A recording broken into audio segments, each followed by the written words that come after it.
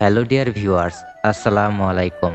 এই পৃথিবীতে এমন কিছু উপাদান আছে যা নিজের চোখে সহজে দেখা যায় না, কিন্তু তার শক্তি দিয়ে পুরো মানব সভ্যতাকেই কাঁপিয়ে দিতে পারে। আপনি কি জানেন মাটির নিচে লুকিয়ে থাকা একটি ধাতু কিভাবে হয়ে উঠতে পারে বিশ্বের সবচেয়ে ভয়ঙ্কর শক্তির উৎস?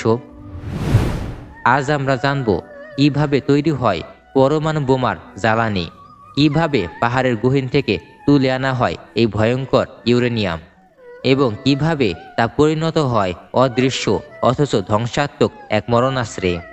এটি কেবল একটি খনিজের গল্প নয়, এটি এক বিপদের সংকেত, এক শক্তি, এক নীরব যুদ্ধের গল্প, যা শুরু হয় মাটির নিচ থেকে আর শেষ হয় মানব অস্তিত্বকে শেষ করে। প্রতি বছর সারা বিশ্বে 11,000 টন ইউরেনিয়াম উত্তোলন করা হয়। এই দামি মৌলিক পদার্থটি আমাদের পৃথিবীর শক্তির এক অন্যতম প্রধান উৎস। কিন্তু আপনি কি জানেন এই ইউরেনিয়াম মাটির গভীর থেকে কিভাবে উত্তোলন করা হয়? 1789 সাল একজন জার্মান বিজ্ঞানী ইউরেনিয়াম আবিষ্কার করেন। তখন কেউ জানতো না যে 100 বছর পরে এই ধাতু দিয়ে বিদ্যুৎ উৎপাদন করা সম্ভব হবে। 1938 সালে বিজ্ঞানীরা আবিষ্কার করেন ইউরেনিয়ামের পারমাণবিক বিভাজন, যা থেকে বিশাল পরিমাণ শক্তির উৎস পাওয়া যায়। বিশ্বের সবচেয়ে বড় এবং সমৃদ্ধ ইউরেনিয়াম রয়েছে কানাডার সাসকচুয়ান প্রদেশে। প্রায় 500 মিটার মাটির নিচে অবস্থিত এই খনি থেকে উচ্চমানের ইউরেনিয়াম উত্তোলন করা হয়। ড্রিলিং মেশিন দিয়ে মাটিতে গভীর গর্ত তৈরি করা হয়, যাতে করে ইউরেনিয়ামের সমৃদ্ধ শিলা বের করে আনা যায়। এরপর ঠান্ডা তরল পদার্থ দিয়ে শিলার তাপমাত্রা কমানো হয়, যাতে করে ড্রিলিং সহজ হয় এবং গ্যাস যাতে বের না হয়। সবশেষে পাথরের মধ্যে থাকা ইউরেনিয়ামকে আলাদা করা হয় বিশেষ এক প্রযুক্তির মাধ্যমে এবং তা রিফাইন করে পরমাণু বিদ্যুৎ কেন্দ্রে পাঠানো হয়। আল্লাহ সুবহানাহু ওয়া তাআলা বলেন, তিনি পৃথিবীর সকল সম্পদ তোমাদের উপকারের জন্য সৃষ্টি করেছেন। এটি আমাদের জন্য একটি শিক্ষা। এই পৃথিবীর প্রতিটি নিয়ামত, যেমন ইউরেনিয়াম, তা জ্ঞান ও দায়িত্বের সাথে ব্যবহার করাই মানুষের কর্তব্য। এই খনন কাজ অনেক সতর্কতার সঙ্গে করা হয়, কারণ ইউরেনিয়াম একটি তেজস্ক্রিয় পদার্থ এবং এর সংস্পর্শে আসা ক্ষতিকর হতে পারে। খননের সময় খনিতে স্বচ্ছ বাতাস ঢুকিয়ে দেওয়া হয়, যেন সেখানে গ্যাস জমে না থাকে এবং শ্রমিকেরা সেখানে নিরাপদে থাকতে পারে। এরপর খনন করা শিলা বিশেষ স্ক্যানারে নেওয়া হয়, যেখানে ইউরেনিয়ামের মাত্রা পরীক্ষা করা হয়। যদি শিলার মধ্যে 15% বা 18% ইউরেনিয়াম থাকে, তাহলে সেটিকে উচ্চমানের ধরা হয়। এরপর সেই শিলাগুলি গুঁড়ো করা হয়, পানি ও রাসায়নিক মিশিয়ে এক বিশেষ তরল মিশ্রণ তৈরি করা হয়, যেটি পাইপের মাধ্যমে পরিশোধন কেন্দ্রে পাঠানো হয়। পরিশোধন কেন্দ্রে ইউরেনিয়াম আলাদা করা হয় অন্যান্য খনিজ উপাদান থেকে।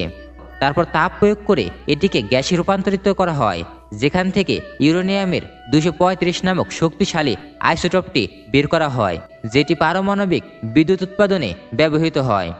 সবশেষে ইউরেনিয়াম এক লালচে ধরনের গুঁড়ায় পরিণত করা হয়, যাকে বলে ইউরেনিয়াম টাইঅক্সাইড, যা বিশেষ পাত্রে সংরক্ষণ করে পরমাণু চুল্লিতে পাঠানো হয় বিদ্যুৎ উৎপাদনের জন্য।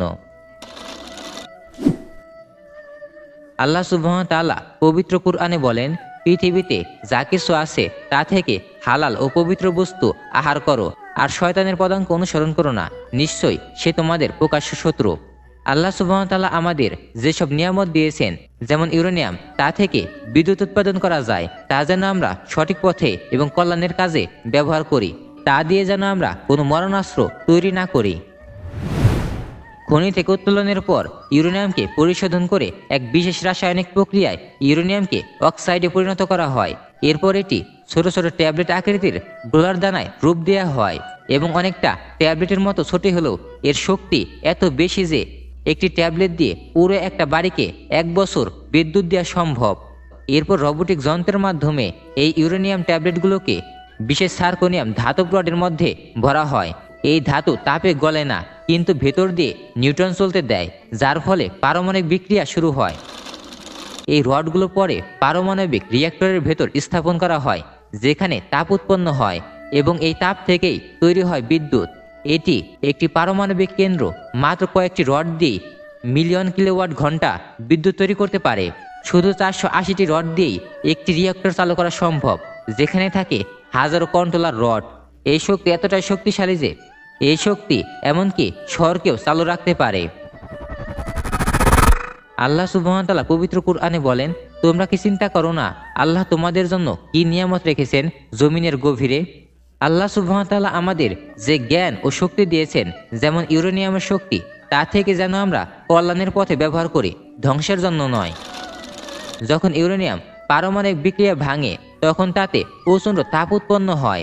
এই বিক্রিয়া থেকে নিউট্রন বের হয়, যা আবার পাশের ইউরেনিয়াম পরমাণুতে ধাক্কা দিয়ে নতুন বিক্রিয়া তৈরি করে। এভাবে একটি চেইন রিঅ্যাকশন শুরু হয়।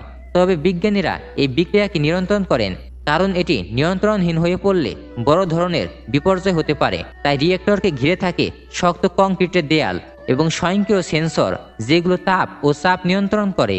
উৎপন্ন তাপ পানিকে বাষ্পে রূপান্তরিত করে এবং সেই বাষ্প চালনা করে বিশাল টারবাইন, যা ঘুরে বিদ্যুৎ তৈরি করে। এই এক টারবাইন থেকে 750 মেগাওয়াট বিদ্যুৎ তৈরি করা যায়, যা 10 লক্ষ মানুষকে বিদ্যুৎ দিতে পারে। তবে 1 বছর পর ইউরেনিয়াম রডগুলো শেষ হয়ে যায় এবং তখন এগুলো এক ভয়ঙ্কর রেডিও অ্যাক্টিভ বর্জ্যতে রূপান্তরিত হয়। এগুলো শত বছর সংরক্ষণ করার জন্য বিশেষ এক সংরক্ষণে রাখা হয় এবং সেখানে পানিতে ডুবিয়ে রাখা হয় বিশেষ এক চেম্বারে। এই চেম্বারে রয়েছে প্রায় 7 লক্ষেরও বেশি ব্যয়বহুল ও ঝুঁকিপূর্ণ জ্বালানি রড, যেগুলো এখনও এক একটা ক্ষুদ্র বোমার মতো ভয়ঙ্কর শক্তিশালী। আল্লাহ সুবহানাহু ওয়া তাআলা পবিত্র কুরআনে বলেন, আমি মানুষ ও জিন জাতিকে সৃষ্টি করেছি শুধুমাত্র আমার ইবাদতের জন্য। আমরা যেন এই জ্ঞান ও প্রযুক্তি সৎ কাজে ব্যবহার করি, তা আল্লাহ সুবহানাহু ওয়া তাআলা আমাদের নির্দেশ দিয়েছেন, মানুষের কল্যাণে, কিন্তু ধ্বংসের জন্য নয়। আল্লাহ সুবহানাহু ওয়া তাআলা আমাদের দিয়েছেন বুদ্ধি, যেন আমরা শান্তির পথে এগিয়ে যাই। ভিডিওটি ভালো লাগলে কমেন্ট করতে পারো, আর লাইক করে সাবস্ক্রাইব করে আমাদের চ্যানেলের পাশে থাকতে পারো। ধন্যবাদ। আসসালামু আলাইকুম।